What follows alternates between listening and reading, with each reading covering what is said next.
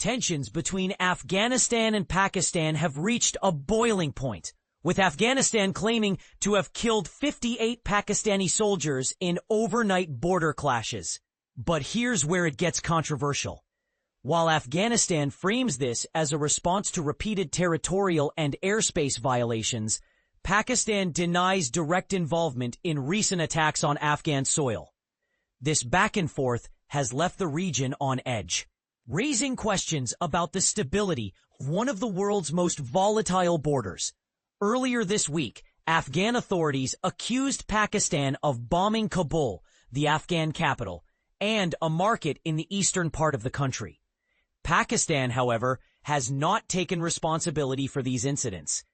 The Taliban government's chief spokesman, Zabihullah Mujahid, stated that Afghan forces captured 25 Pakistani army posts, killed 58 soldiers, and wounded 30 others.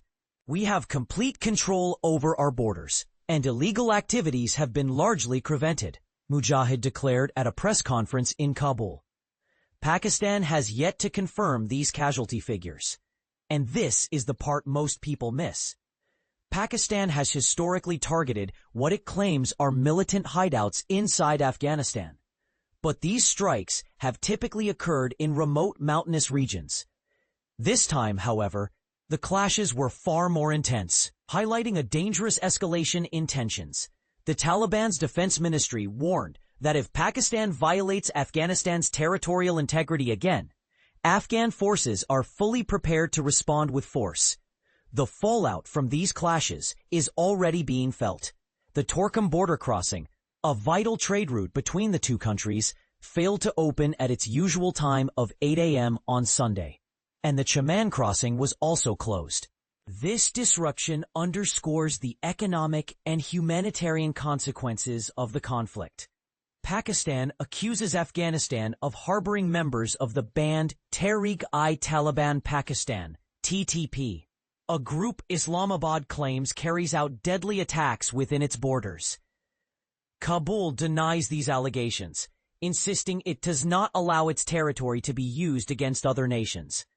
Before Afghanistan's casualty claims, Pakistani Prime Minister Shehbaz Sharif condemned the clashes, stating that Pakistan's army had retaliated effectively and forced Afghan forces to retreat. Here's where it gets even more complicated.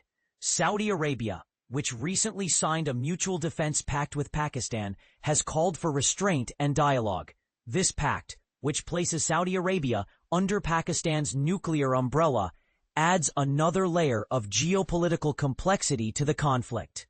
Meanwhile, a senior Pakistani security official, speaking anonymously, confirmed that Afghan forces opened fire in several northwestern border areas, including the districts of Chitral, Bajar, Malmand, Angorada, and Kurram. Pakistani troops responded with heavy weaponry near Tira in the Khyber district and across the frontier in Afghanistan's Nangarhar province. The root of this conflict lies in the disputed 2,611-kilometer, 1,622-mile border known as the Durand Line, which Afghanistan has never recognized. This long-standing dispute continues to fuel mistrust and hostility between the two nations. But here's the question we need to ask. Can diplomacy prevail before this conflict spirals further out of control? With both sides trading accusations and escalating military actions, the region's stability hangs in the balance. What do you think? Is there a path to peace, or are we witnessing the beginning of a deeper crisis? Share your thoughts in the comments below.